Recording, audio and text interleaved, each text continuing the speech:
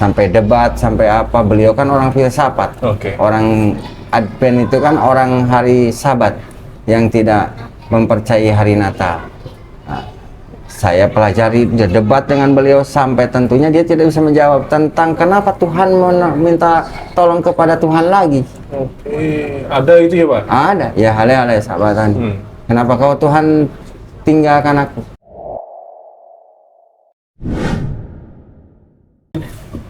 Assalamualaikum warahmatullahi wabarakatuh. Sahabat Papadah kita, alhamdulillah di siang hari yang indah ini Allah pertemukan kita dengan saudara kita yang asal Surabaya ya Pak? Asal Kutai Kartanegara. Oh, asal Kutai Kartanegara dengan Pak Salman ya Pak? Ya. Nah, Pak Salman. Nah, ada yang menarik dari beliau ini. Beliau kelahiran dari Tionghoa ya Pak?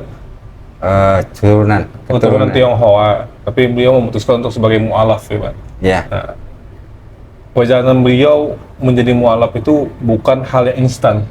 Bukan sekedar blak langsung masuk Islam, enggak, tapi melakukan perjalanan proses yang begitu panjang ya Pak. Ya. Nah, itu luar biasa perjalanan beliau.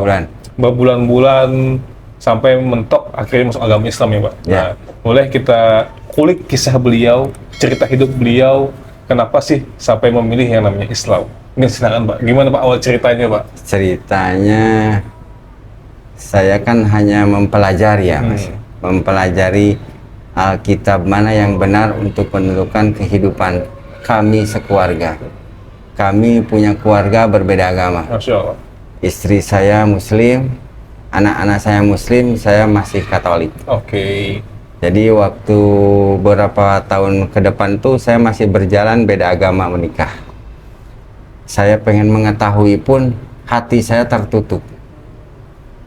Nggak mau saya masuk Islam. Karena kan istri saya, anak-anak saya sudah Islam. Biarlah orang itu menjalani keyakinannya masing-masing. Tapi saya rasakan kok hampa hati itu. Berbeda agama gitu ya. Natalan saya sendiri, istri saya Idul Fitri masing-masing. Disitulah saya merasakan hampa bahwa kok saya ini harus beda agama dengan istri dan anak-anak saya. Saya harus sama. Tapi sebelum sama, saya harus pelajari dulu. Waktu itu saya mempelajari Alkitab dulu, sampai dasar Alkitab ini kayaknya orang Nasrani itu kan jarang baca Alkitab. Saya baca Alkitab itu sampai habis pengen tahu dalamnya. Kalau bisa mah dirangkum lah kalau ya. Semua Alkitab dari dibaca, Alkitab dibaca. Kok masih ada satu keraguan? Nah, waktu itu saya tanyalah ke istri saya. Nih punya Al-Quran yang ada tulisannya, ada tafsir biasa, tafsir Ibnu Katsir waktu itu. Nah, masih satu saja, tidak ada yang satu set itu, dan perincian dengan ayat-ayat yang satu ayat sekian tidak ada kan. Kalau tafsir kan ada perinciannya ya. Nah, saya baca globalnya saja. Di situ ada surat Ali Imran. Inna dina indallahil Islam. Agama yang diakui oleh Allah adalah agama Islam. Tidak ada agama Kristen, tidak ada agama Yahudi, tidak ada agama Hindu. Kalau Hindu ini kan agama yang turun dari bumi. Nah, jadi saya carilah agama yang turun dari langit. Seperti wahyu kan, Injil kan dari Taurat, Zabur, Al-Quran. Saya pelajari dulu, semuanya bermahjabnya ujungnya ke Alkitab Al-Quran terakhirnya. Berarti di Alkitab itu dijelaskan ada di Al-Quran dulu? Ada, tapi yang tidak ada hanya Injil. Dari saya cari perjanjian baru, perjanjian lama tidak ada Al-Quran yang disebutkan di situ. Kenapa? Saya pelajarilah di situ, pelajari sampai beberapa bulan saya tanyain ke kiai ini, ke ustadz ini, saya bertanya-tanya semuanya untuk meyakinkan saya apakah bisa masuk Islam atau tidak nih. Waktu itu saya masih berpikir masuk jangan, masih ragu nih. Masih dalam keraguan. Ragu-raguan. Tapi saya lihat kebersamaan anak istri saya, sholat bareng, mengaji bareng maghrib kan, sholat subuh dia tidur bangun terus sholat, seger mukanya. kalau saya pikir lagi, saya mau pelajari dulu. Oke. Waktu itu saya berangkat ke Jogja dari Surabaya karena saya pengen menanyakan salah satu ustadz. Oke. Apa yang ditanyakan tuh, Pak? Nanyakan masalah keyakinan saya, nanya masalah Islam saja. Oke. Saya tanyakan ke beliau semuanya. Beliau menentukan silahkan tergantung prinsipmu. Waktu itu saya masih ragu nih. Waktu itu terus saya nanya lagi ke Ustadz almarhum Zafar Umar Tholib. Kalau benar kamu mau masuk Islam, kamu jangan mainkan Islam. Oke. Karena Islam itu agama yang suci. Yang tidak kau permainkan, masuk Islam, masuk Kristen, masuk Islam, masuk Kristen, banyak kayak orang-orang gitu kan. Iya. Keluar masuk. Keluar masuk. Nanti kamu murtad kan. Tentu tunjukkan nanti saya akan masuk Islam dengan benar dan istiqomah kata saya. Dengan benar lah kata waktu itu. Waktu itu saya belum menentukan. Balik dulu ke Surabaya. Tanya-tanya, baca-baca tafsir Ibnu Katsir, Syekh Qutb, segala macam saya baca buku yang harus meyakinkan hati saya untuk masuk Islam. Sampai saya nanya ke satu rektor Universitas Advent Indonesia. Oke. Saya sebutkan apa Kanadan Panjaitan namanya.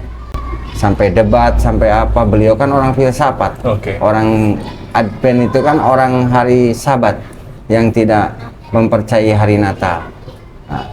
Saya pelajari, debat dengan beliau sampai tentunya dia tidak bisa menjawab tentang kenapa Tuhan minta tolong kepada Tuhan lagi. Oke, ada itu ya Pak? Ada, ya hale-hale sahabatan.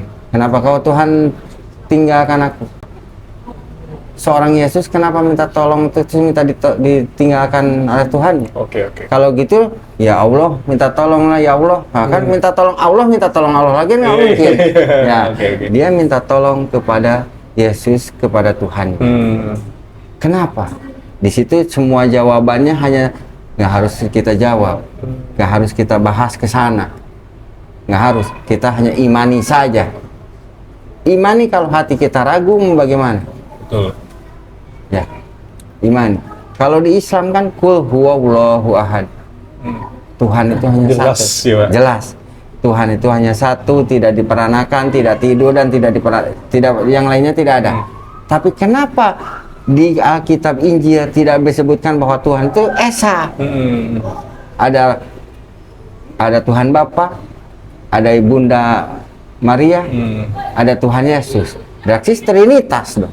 Iya, Trinitas. Keraguannya masih bergejolak. Semuanya masih gejolak, masih bingung. Saya baca lagi kitab. Saya bacalah buku Berpikir Berjiwa Besar. Oke. Saya harus berpikir dulu baru berjiwa besar. Nggak berjiwa besar dan berpikir kan Pak? Betul. Ustaz ya? Tapi kan berjiwa besar baru berpikir dan berjiwa besar. Belajar itu, terus baca buku Buya Hamka mengenal Allah lewat akal. Oke. Kan kita harus kan kita harus mengenal dulu Allah lewat akal. Kita kalau tidak masuk akal, tidak masuklah Tuhan. Ciptaan Allah itu yang mana? Betul. Keajaiban Allah itu mana? Kita harus mengenal dulu sebelum mengenal. Seperti Bapak mengenal orang itu kan harus dekat dulu. Baru sayang. Betul. Kalau belum dekat bagaimana mau mengenal?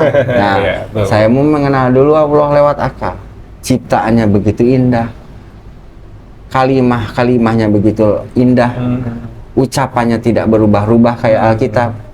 Ucapan Allah adalah Al-Quran. Betul. Yang tidak bisa berubah satu ayat pun atau satu huruf pun. Tidak ada yang berubah. Betul. Tapi Alkitab ada dirubah besok bisa. Iya. Ya. Dari mana ini letak kebaikannya ya Allah? Waktu itu saya pelajari sampai mendalam ke tiap kiai, debat segala macam. Saya nggak mau jelaskan kedebatan di sini. Saya tanya segala macam. Barulah saya tentukan di Yogyakarta untuk masuk Islam di Yogyakarta. Saya masuk Islam ketemu dengan ketua DKM Masjid Muhammadiyah Kaliurang. Saya belajar di situ. Saya nanya-nanya, dia menjelaskan tentang sholat dengan lembut, tentang ibadahnya dengan baik, kejelasan sholat ini gunanya untuk kesehatan ini dia menjelaskan dengan akal. Dengan akal. Bukan dengan dalil ya? Bukan. Tapi dengan akal ya? Dengan akal. Karena saya berpikirnya akal. Oke. Kalau orang sekarang kan berpikir masuk akal baru oke. Oke, iya betul. Ya, Betul. kalau belum masuk akal buat apa saya ikutin? Betul. Nah, saya nanya dengan akal. Oh, Pak, kalau sholat gunanya apa? Dia jelaskan dengan rincian sujud, angkat kaki, tangan, segala macam, ngudu. Dari awal ngudu dia jelaskan kegunaan sehatnya ini masuk akal. Baru di situ keyakinan saya dari 30% bertambahlah 50%. Masya Allah. Kan harus bertahap. Nah, berarti masih belum masuk Pak ya? belum. Ya? Tanya dulu guna-gunanya sholat subuh, guna sholat maghrib, isya, asar. Nah, beliau menerangkan sholat asar ini orang yang paling sibuk. Masya Allah. Orang yang paling malas di sholat asar, karena disitulah letak istajab doanya sholat asar. Tapi malas orang. Betul. Karena apa? Waktu sibuknya orang. Oh, saya pikir lagi kenapa asar? Kalau orang sholat asar merukukan sujudnya, udara sini masuk. Oke. Jadi otak yang stres bisa lelah, tidak stres lagi, jadi relax. Jadi. Kalau kita sholat asar. Yang benar Pak, saya coba. Pas waktu asar saya tidak sholat, hanya sujud saja ya Pak. Berarti orang sholat, sujud aja ikut. Baca-baca kan tidak tahu. Tapi lama-lama kerasa-rasa kok enak. Ngemplung kepala saya. Barulah di situ. Dari 50% jadi 60%. Nah, barulah satu hari saya lihat kondisi kehidupan, baru saya menentukan. Tad sini. Ada apa kamu manggil saya kayak gitu? Saya mau nanya, masuk Islam pakai duit berapa? Saya bayar, saya mau masuk Islam. Yang benar ini, Islam ini tidak harus pakai uang. Islam ini hanya membaca 2 kalimat syahadat. Asyhadu alla ilaha illallah wa asyhadu anna Muhammadar Rasulullah. Itu saja. Yang benar, di agama saya harus ada beberapa proses tahapan, ketukumen untuk mengenal Tuhan Yesus dulu, baru kita masuk ke. Oh, berarti mempelajari 6 bulan dulu ya, Pak? Tidak sembarangan masuk Kristen. Katolik tidak sembarangan. Kalau pengen mengetahui, tanya saja ke paroki organisasinya Katolik. Itu masuk Katolik itu tidak satu hari langsung masuk. Harus pelajaran. Mungkin sedikit informasi buat kawan-kawan. Maksudnya beliau ini sempat menjadi remajanya ya Pak? Ya, remaja paroki ya Pak? Karismatik. Oke. Kalau kita itu disebut dengan remaja masjid ya Pak? Ya, kalau di Muhammadiyah, remaja Muhammadiyah lah. Nah, pemudanya gitu lah. Bapak remaja parokinya? Ya, remaja karismatik. Katedral di Surabaya. Bagaimana lagi? Bisa dikatakan sebagai orang yang taat pada agamanya ya Pak? Gini, kalau di kami ini ada namanya ortodok, karismatik ortodok. Jadi paling taat lah di agamanya. Jadi paling, kalau di Islam ini paling apa? Namanya itu apa? Paling kental lah. Paling apalah namanya itu? Lupa jadinya. Pokoknya paling taat saja di agamanya. Bisa dikatakan kayak fanatik gitu ya Pak? Ya fanatik ada fanatik. Paling fanatik di Katolik. Jadi, tapi lama-lama kan namanya akal kan tidak tahu. Kembali lagi ke akal tadi ya Pak. Karena akal ini kan penentu hidayah. Betul. Kalau orang nggak, kata Allah kan, kalau akal ini kan bisa menentukan mana yang baik dan salah. Betul. Karena dari Islam pun kan, kalau ilmu nurun wal sahlu durun, ilmu itu cahaya, bodoh itu bahaya. Jadi saya mencari ilmu dulu, tahu kebenarannya Allah itu bagaimana, Islam itu bagaimana. Nah, baru saya menentukan Islam. Tapi perjalanan Islam itu paling berat. Berat cobaannya, berat ujiannya. Tapi jangan khawatir, kalau orang yang mau masuk Islam ini tidak harus khawatir dengan rezeki. Karena Allah tuh maha kaya. Betul. Iya, karena orang Islam pun kaya-kaya. Hanya orang oknumnya saja yang nggak mau membantu orang yang di bawah. Jadi kembali lagi ke cerita Bapak tadi, sesampai di Masjid Yogyakarta yang bertemu dengan pemuda Muhammadiyah ya. Yang mengatakan maksudnya saya masuk Islam, Bapak saya harus bayar gitu ya. Silakan lagi lanjutkan Pak. Sesudah itu berapa harus bayar? Tidak harus bayar. Harus baca 2 kalimat syahadat saja. Yang benar, iya. Waktu itu saya dibawalah ke Departemen Agama untuk masuk Islam di Departemen Agama. Dan saya tidak bawa suratnya, ada surat warna kuning. Ya, saya tidak bawa surat kuningnya untuk masuk Islamnya, tak. Datang ke situ, saya tanya lagi ke orang Departemen Agama, berapa bayarnya? Tidak ada pembayaran. Kalau benar yakin, kita salaman. Masya Allah. Waktu itu salaman, baca dua kalimat syahadat 3 kali. Asyhadu an la ilaha illallah wa asyhadu anna Muhammad Rasulullah. Sudah itu, orang tuh mau meluk, Mas. Masya Allah. Kamu saudara saya. Tahu-tahu mau ngasih uang orang. Kata saya tuh, saya kesini pun bukan minta uang untuk mau ngemis. Saya kesini tuh masuk Islam. Betul. Kalau mau ngasih kepada orang yang nggak mampu, dia menjelaskan asnaf yang terima zakat, kata dia. Saya nggak mau waktu itu. Saya nolak. Nggak mau saya masih punya uang kok. Saya bawa kendaraan ke sini pun. Saya mau masuk Islam itu karena hati saya tergugah dengan membaca buku. Jadi saya masuk Islam bukan karena wanita. Saya menikah pun sudah menikah dengan orang Muslim. Karena memang dari diilmui dulu ya. Karena ilmu ini yang akan menjadikan kita melihat mana yang benar dan salah. Betul. Tapi kalau kita melihat perempuan sekarang nikah dengan perempuan Islam, besok cerai masuk lagi. Ujung. Nah, jadi saya tidak masuk Islam. Jadi saya masuk Islam karena saya dapat hidayah. Dan satu yang saya tidak pernah saya lupakan, dari mimpi saya dimandikan orang yang pendek hitam seperti batu kelam. Oh, berarti sempat dimimpi gitu ya, Pak? Mimpi. Oke, itu gimana ceritanya, Pak? Tapi itu kan bukan satu masuknya saya harus masuk Islam Oke, gara-gara ya. itu, bukan. Tapi mimpi itu dibersihin kepala saya. Dimasukin ke gentong. Iya. Kamu ini bersihkan otakmu, hatimu bersihkan di situ. Kalau logika saya bukan untuk masuk Islam itu. Karena saya harus berpikir benar saja. Oke. Kalau penafsiran saya sendiri bahwa mimpi ini hanya untuk saya supaya benar hidup saja. Bukan akibat mimpi ini jadi masuk Islam. Betul. Kebanyakan orang yang masuk Islam itu gara-gara mimpi. Ketemu Rasulullah, ketemu apa? Saya masuk Islam bukan karena mimpi. Karena mungkin mimpi itu teguran juga ya mungkin ya, Pak, untuk membersihkan pikiran segala macam gitu ya. Supaya mengetahui mana yang benar dan salah tentang keyakinan. Betul. Jadi saya mimpi ini bukan landasan masuk Islam. Betul. Tapi ilmu yang landasan masuk Islam. Dan bukan karena wanita, karena keadaan, karena pejabat, bukan. Karena ilmu yang mengetuk hati hidayah ke saya. Berarti tadi kan alhamdulillah sudah masuk Islam gitu ya, Pak? Ya. Sudah mau ucap saya sudah masuk Islam, pulanglah ke rumah. Iya. Saya pulang ke rumah, istri dan anak saya tidak tahu. Oke, berarti selama ini istri nggak tahu gitu Saya ya? mempelajari Islam itu tidak tahu. Saya pulang ke rumah, anak saya, istri saya bertanya, sudah pulang, Pi? Sudah, dari Jogjanya jam berapa? Sore lah kemarin, tapi saya istirahat dulu. Kan saya sampai ke rumah itu pagi, jam 10 pagi. Oke. Makan dulu, enggak, nanti siang sajalah. Sudah pada sholat nanti, sudah pada sholat, sudah. Tadi sholat subuh sudah. Kenapa nanya-nanya sholat? Istri saya bertanya nih. Ya, karena ini posisinya nggak tahu masih ya, Pak? Nggak tahu. Kenapa nanya terus sholat? Awas telat sholat ya, kalian semuanya jangan telat sholat. Ke anak saya yang kedua. Kalau anak saya yang pertama kan masih sekolah, belum datang. Ke istri saya jangan telat sholat. Ada apa, Pi, kok ngomong-ngomong masalah sholat? Enggak apa-apa. Pas sholat duhur, saya masuklah ke kamar depan. Iya. Sholat dulu.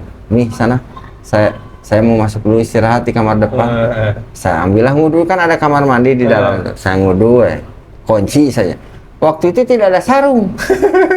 Ini pakai apa? Tidak ada sarung. Adanya mukena itu bawahannya. Jadi pakai mukena gitu. Kemudian sholat di situ, sudah sholat, keluar. Ini makan, sudah sholat nih. Sudah. Kenapa, Pi, basah? Keringetan kah? Tidak. Sudah. Datanglah anak saya yang paling besar, jam 2 lebih. Sudah sholat, Nak. Kenapa, Pi, nanya-nanya sholat lagi? Kata istri nih. Istri lagi bertanya. Enggak, kan ibadah itu kan kewajiban, kata saya.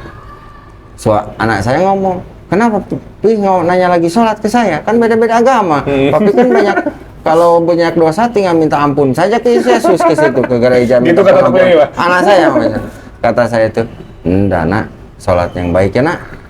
Barulah saya sudah sholat makan malam, Isya, baru saya cerita nih surat kuning. Masya Allah. Disitulah kenikmatan yang hilang selama rumah tangga kembali. Masya. Tidak ada lagi hampa. Itu setelah pengen sampaikan maksudnya sudah masuk Islam itu apa respon keluarga, Pak? Menangis. Masya Allah. Semuanya menangis. Kata istri saya berkatanya satu, saya diberikan lebih dari mas kawinmu. Masya Allah. Itu yang saya selama ini saya doa supaya imanku satu iman. Jadi kalau misalnya orangnya tidak satu iman tidak nyaman. Masya Allah. Mungkin itu hadiah terindah bagi istri. Ya, karena bukan hadiah uang, tapi kata dia, aku punya imam tapi satu imam. Masya Allah. Satu keyakinan. Masya Allah. Nah, itu yang diminta. Sampai dia nangis, saya pun waktu itu nangis. Masya Allah. Orang yang paling bahagia itu diberikan bahwa suaminya itu satu iman. Bukan harta. Harta bisa habis. Betul, betul. Tapi imanku, imam yang membimbingku adalah imam yang sama agamaku. Itu yang diminta istri dari setiap doanya. Kemudian alhamdulillah dikabulkan. Ya, jadi disitulah dia berkata sambil menangis tuh, inilah hadiah dari pernikahan selama ini. Saya tidak minta emasmu, saya tidak minta hartamu, saya hanya minta dari doa ke Allah itu hanya suamiku satu iman. Masya Allah. Begitu indah sekali sahabat kepada kita perjalanan dari Pak Salman ini berawal dari keraguan-raguan, kemudian mencari sebuah kebenaran. Proses yang begitu panjang, bahkan berbulan-bulan gitu ya Pak? 9 bulan. Pak, 9 bulan. Saya tidak ceritakan semuanya ini.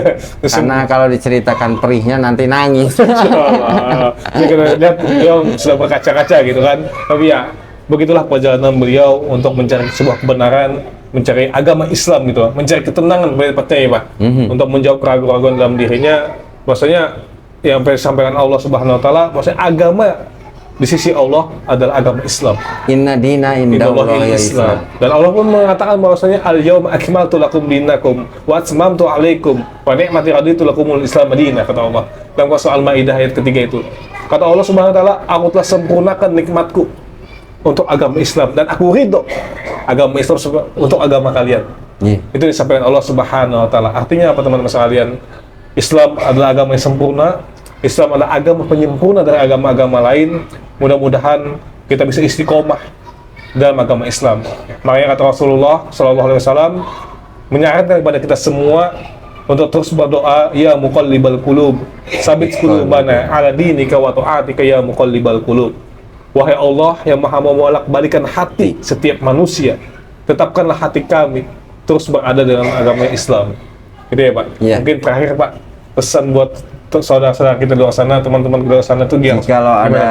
Jikalau ada seagama saya dulu Nasrani, kalau mau masuk Islam jangan ragu. Masya Allah. Yakinkanlah hatinya karena semuanya sudah ada kehendaknya Allah. Masya Allah. Kehendak Tuhan. Jangan ragu kamu diusir orang tua, kamu tidak punya tempat, kamu tidak bisa lagi mencari makan. Allah itu maha kaya. Masya Allah. Dan orang Islam pun orang-orangnya baik.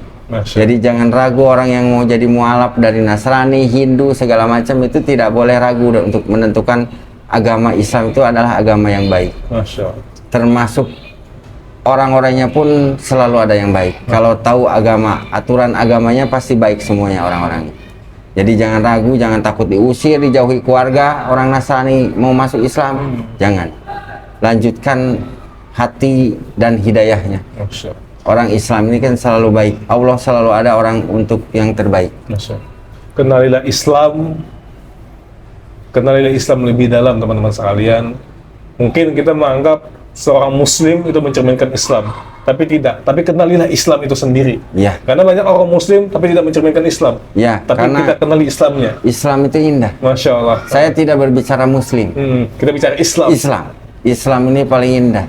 Indah segala ajarannya, indah aturannya, indah syariatnya. Masya Allah. Tapi harus dibawanya dengan istiqomah dan ikhlas. Masya Allah. Kita sholat harus ikhlas, kita beribadah harus ikhlas, kita pun membantu orang pun harus ikhlas. Semuanya landasannya ikhlas. Biarpun kata Rasulullah, ikhlas itu susah. Betul. diucapkan ikhlas itu gampang, Betul. tapi dilakuinnya berat. Seperti kita buang air besar pun kan ikhlas saja. Ikhlas saja. Nah, keikhlasannya itu harus seperti gitu. Hilang, ya usah. Hilang, Nggak berhak untuk kembali. Iya, Oke. itu. Kita belajar seperti membuang air besar saja. Ilmu ikhlas adalah membuang air besar. Karena kalau kita ikhlas kembali ke agama yang diakui Allah, semuanya pun akan kembali, dan innallaha ma'as-sabirin. Masya Allah. Jangan takut dengan harta. Masya Jangan. Jangan takut kita sengsara masuk Islam, nanti siapa orang Islam itu seperti gini, tidak ada. Ya. Tergantung Allah yang akan memberikan rizkinya. Masya Allah. Allah tidak akan matikan umatnya jikalau rizkinya belum habis. Masya Allah. Begitu indah teman-teman sekalian petuah dari beliau. Mudah-mudahan kita bisa istiqomah menjalankan agama Islam ini. Mungkin ini saja yang dapat kita sampaikan. Mudah-mudahan video ini bermanfaat buat kita semua, lebih khusus buat saya pribadi.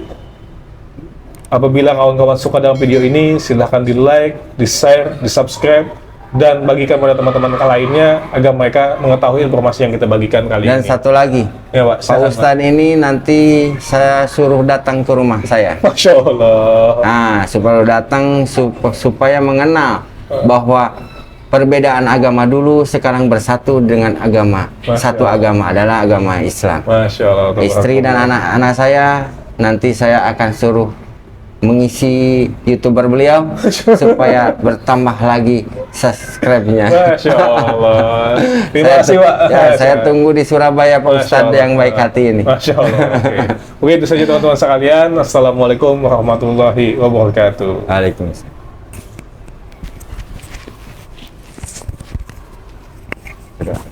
Nah. Kalau